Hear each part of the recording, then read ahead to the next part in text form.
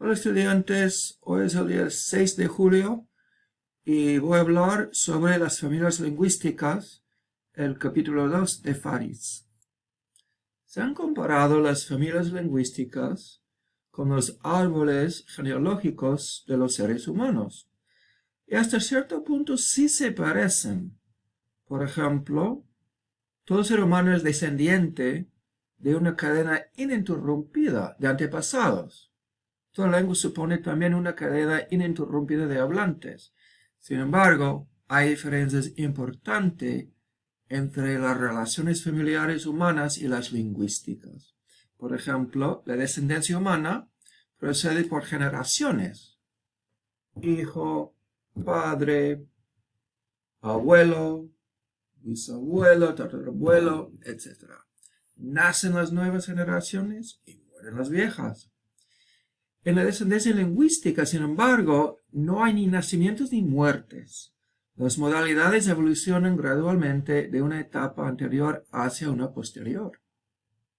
También, mientras cada padre y madre transmite solo 50% de su material genético a su hijo, lo que se puede considerar el material genético, entre comillas, de una lengua, o sea, sus sonidos, sus estructuras gramaticales, su léxico, todo esto se mantiene intacto, aparte de pequeños cambios de una generación a otra. Entonces, la vida de una lengua se compara mejor a la de un individuo que a la de una familia. Al igual que un niño que experimenta numerosos cambios en su camino hacia la vejez, una lengua sufre numerosas transformaciones durante su existencia.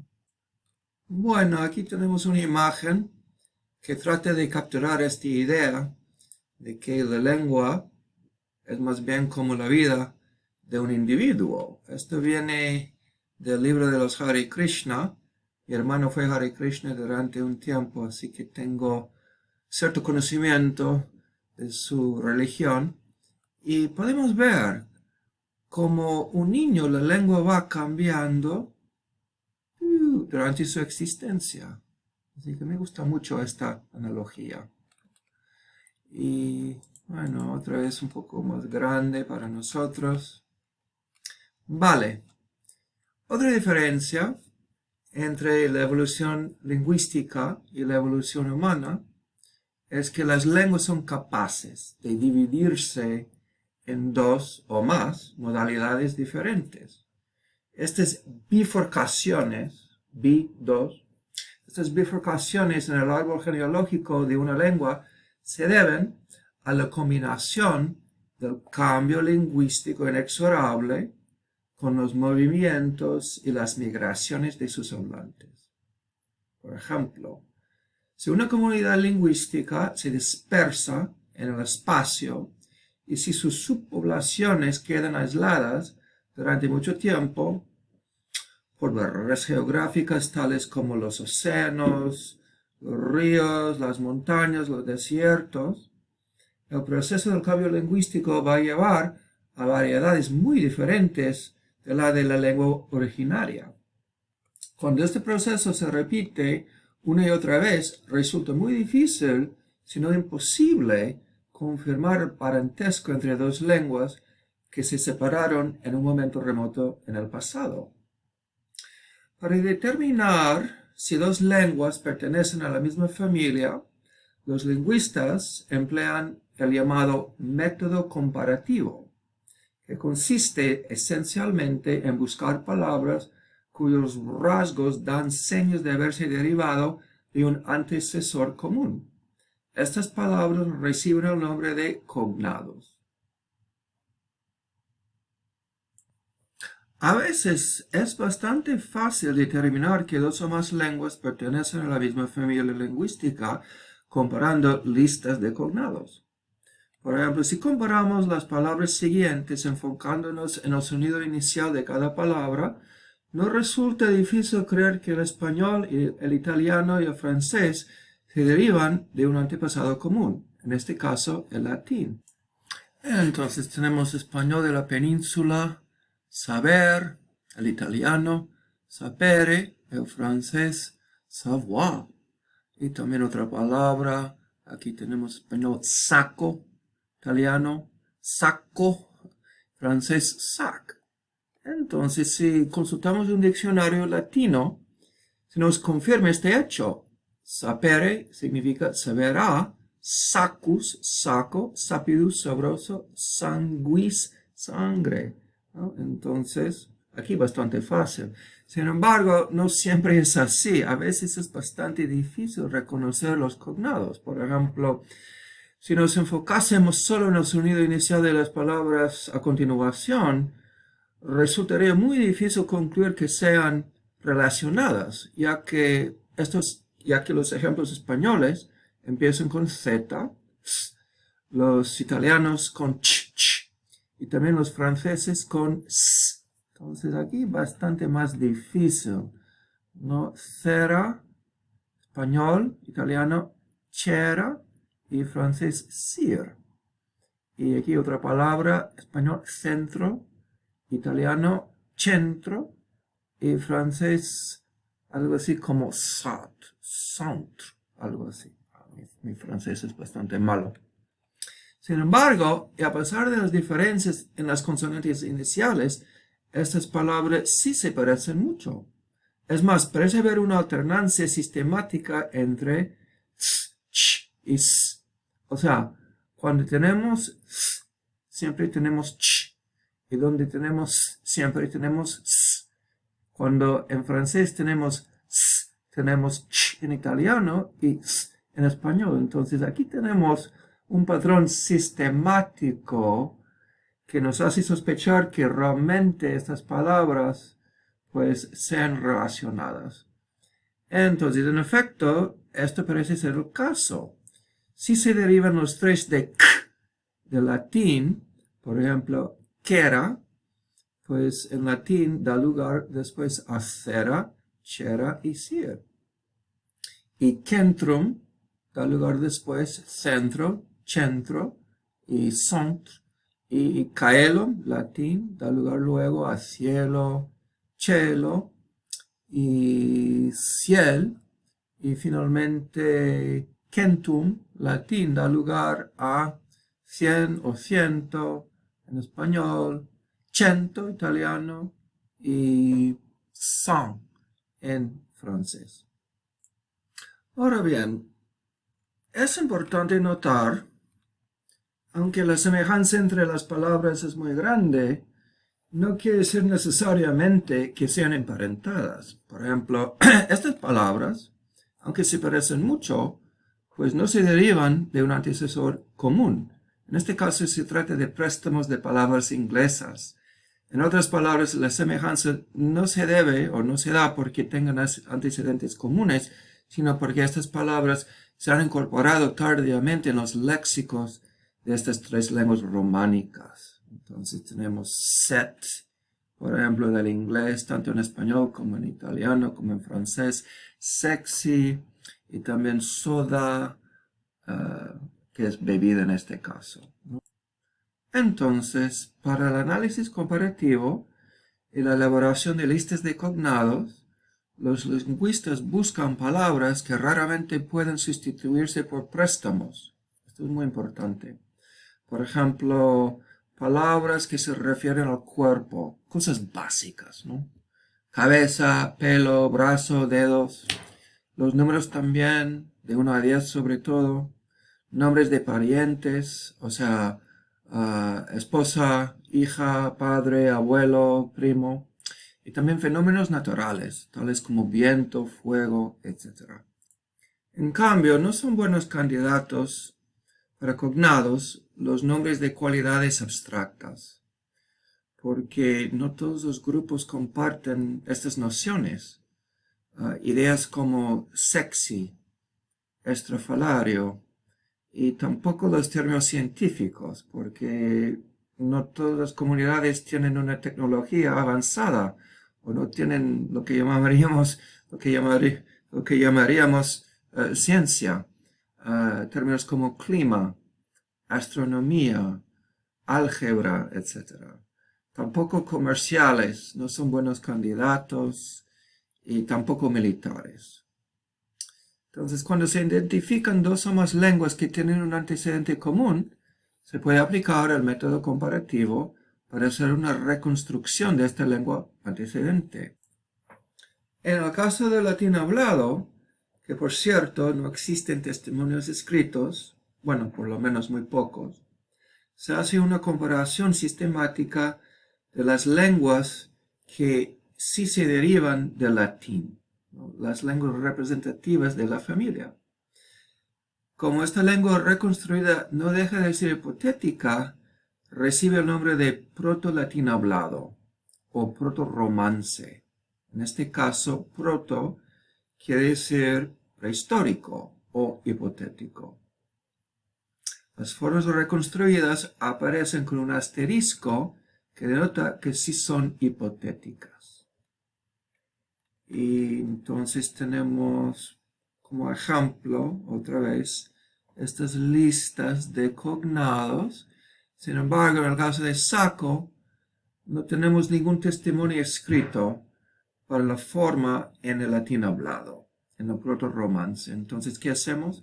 Tenemos que aplicar el método comparativo. Entonces, simplemente comparamos. Entonces, por los datos que sí tenemos, que son estas lenguas, parece que el sonido inicial era una S, porque la evidencia que tenemos siempre tiene una S. Entonces, no hay problema.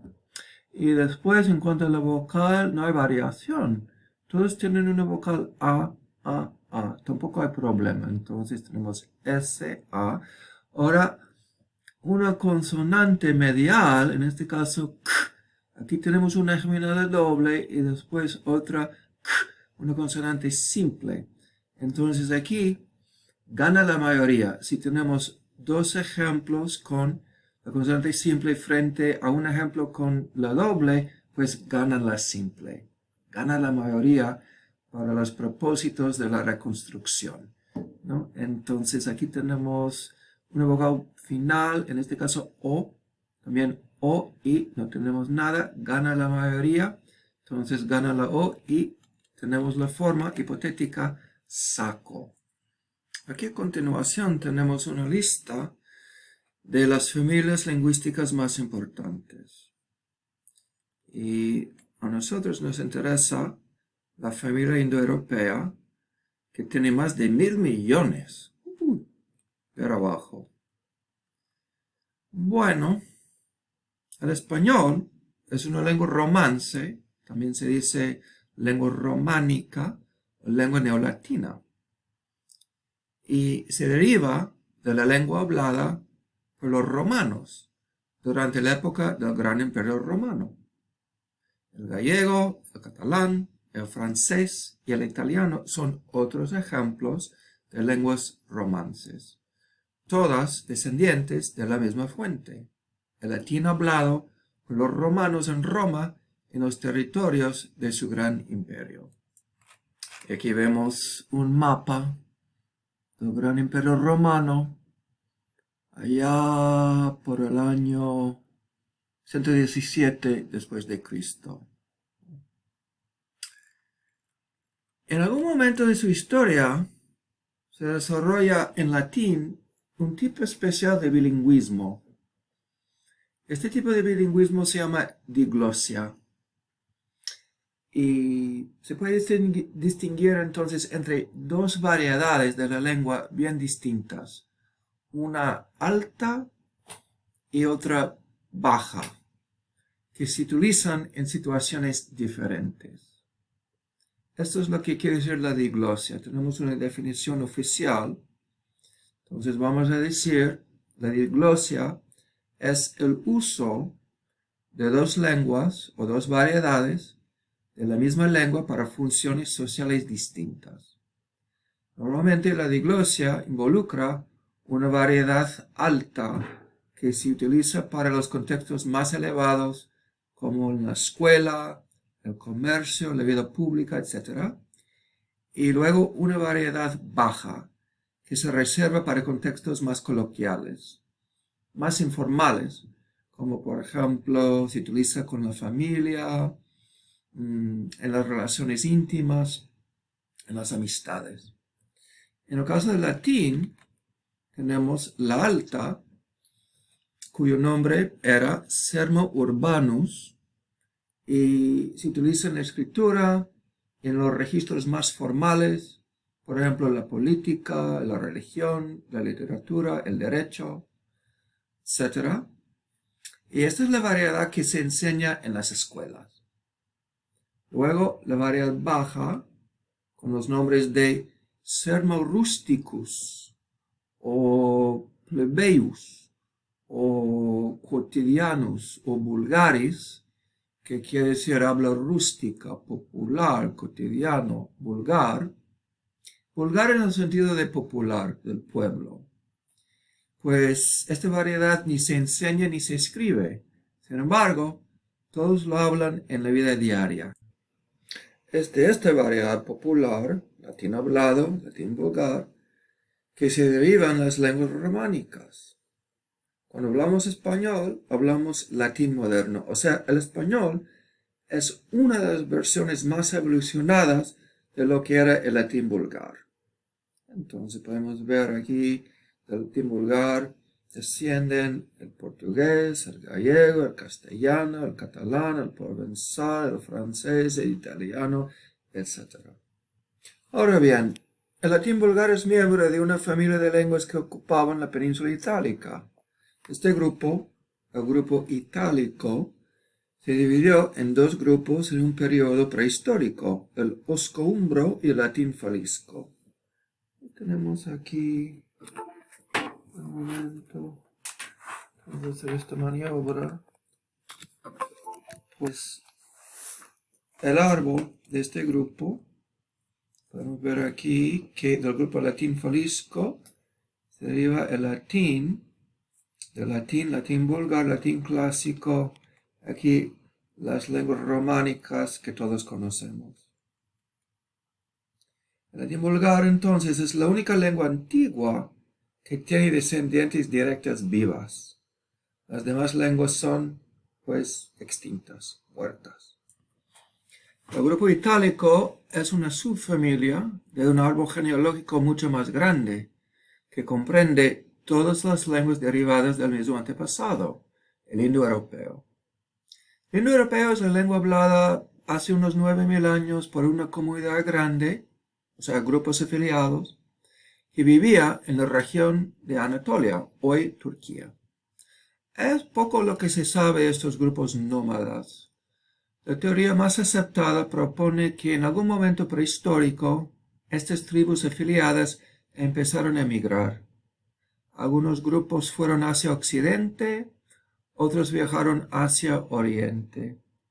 Debido a sus conquistas y estilo de vida, los indoeuropeos diseminaron su influencia lingüística por un vasto territorio que se extiende desde las Islas Británicas, en Occidente, a partes de Asia. La herencia lingüística de los indoeuropeos son cientos de lenguas y dialectos diferentes, todos derivados de la misma lengua prehistórica. La mayoría de las lenguas modernas europeas son de origen indoeuropeo. Las excepciones más notables son el vasco, el turco, el finlandés y el húngaro. Y ahora tenemos el árbol genealógico del proto-indoeuropeo con asterisco porque es proto, es hipotético, no tenemos testimonios, no tenemos evidencia directa, no tenemos evidencia escrita para esta lengua. Sin embargo, se sabe a ciencia cierta que de ella se derivan pues estas familias, la familia céltica, que tiene estas lenguas afiliadas, luego la germánica, a la cual pertenece el inglés, tenemos el itálico, mis líneas han salido un poco, pero aquí grupo itálico, y dentro de del cual tenemos el latín, y otra vez las lenguas romances, el helénico, que comprende el griego, y también el indoiranio. Entonces, vamos a hablar un momento de la genealogía del español. En el árbol genealógico de a continuación se puede apreciar el lugar que ocupa el español dentro de la subfamilia protoitálica. A partir de la desintegración del Imperio Romano, en el siglo V, se supone que existía en la península ibérica una variedad lingüística que se llama proto-ibero-romance. De esta entidad lingüística surgen las lenguas románicas ibéricas. Un par de siglos más tarde, se puede distinguir en el centro de la península el proto-hispano-romance, del cual surge el castellano.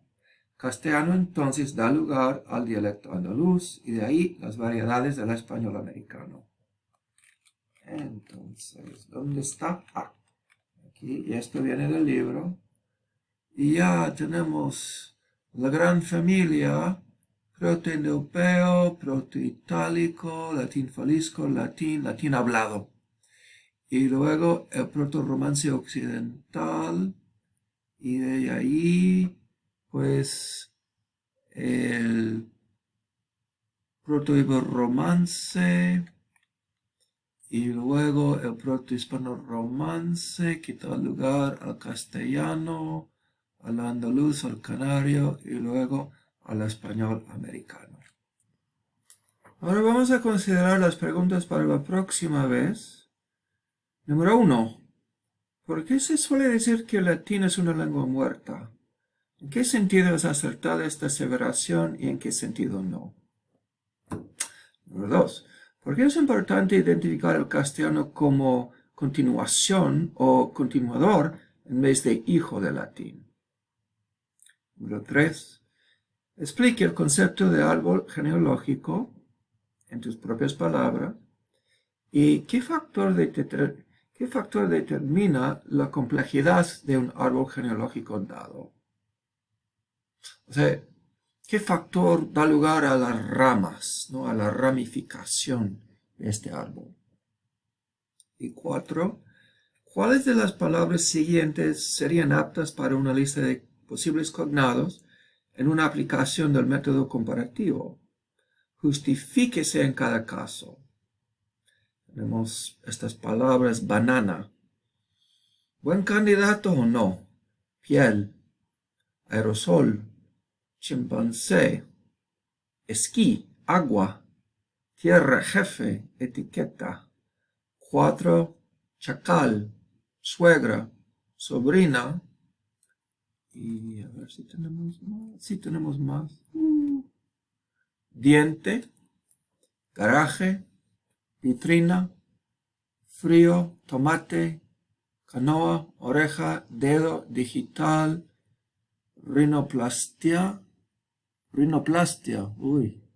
brazo, auricular, ojo, óptico, padre, calor, toro, meteorológico, globalización, 20, verde, uña, unión, tigre. Yo creo que pueden hacer 2 columnas. Candidatos aptos, candidatos no aptos. Y después, con una palabra, 2 palabras, simplemente dar una justificación. Porque sí, porque no. Entonces, vamos a simplificar un poco. 5. ¿Qué relaciones genéticas existen entre el castellano y las lenguas o dialectos siguientes? ¿Qué relación entonces existe entre el castellano y el húngaro? Entre el castellano y el mozárabe. Entre el castellano, el vasco, el catalán, el inglés, etc. Y eso es todo, porque vamos a omitir el número 6. El número 6 es interesante, pero yo creo que podría resultar un poco problemático. Entonces, solo de 1 a 5 para la próxima vez. Vale, si tienen alguna pregunta, por favor, comuníquense conmigo. Si no, nos veremos muy pronto. Suerte con todo y hasta luego.